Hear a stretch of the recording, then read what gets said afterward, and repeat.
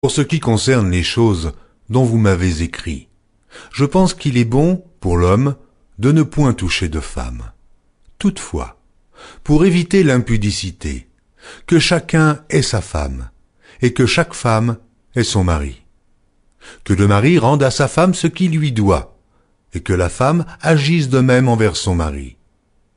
La femme n'a pas autorité sur son propre corps, mais c'est le mari.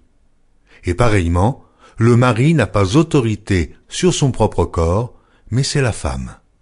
Ne vous privez point l'un de l'autre, si ce n'est d'un commun accord, pour un temps, afin de vaquer à la prière, puis retournez ensemble, de peur que Satan ne vous tente par votre incontinence. Je dis cela par condescendance, je n'en fais pas un ordre. Je voudrais que tous les hommes fussent comme moi. Mais chacun tient de Dieu un don particulier, l'un d'une manière, l'autre d'une autre. À ceux qui ne sont pas mariés et aux veuves, je dis qu'il aurait bon de rester comme moi.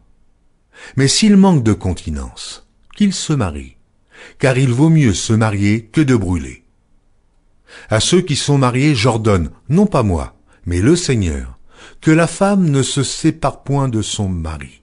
Si elle est séparée, qu'elle demeure sans se marier, ou qu'elle se réconcilie avec son mari, et que le mari ne répudie point sa femme.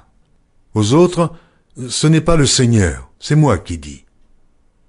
Si un frère a une femme non croyante, et qu'elle consente à habiter avec lui, qu'il ne la répudie point.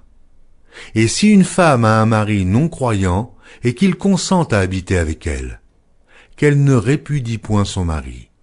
Car le mari non croyant est sanctifié par la femme, et la femme non croyante est sanctifiée par le frère. Autrement, vos enfants seraient impurs, tandis que maintenant ils sont saints. Si le non-croyant se sépare, qu'il se sépare. Le frère ou la sœur ne sont pas liés dans ces cas-là. Dieu nous a appelés à vivre en paix. Car, que sais-tu, femme, si tu sauveras ton mari? Ou, que sais-tu, mari, si tu sauveras ta femme?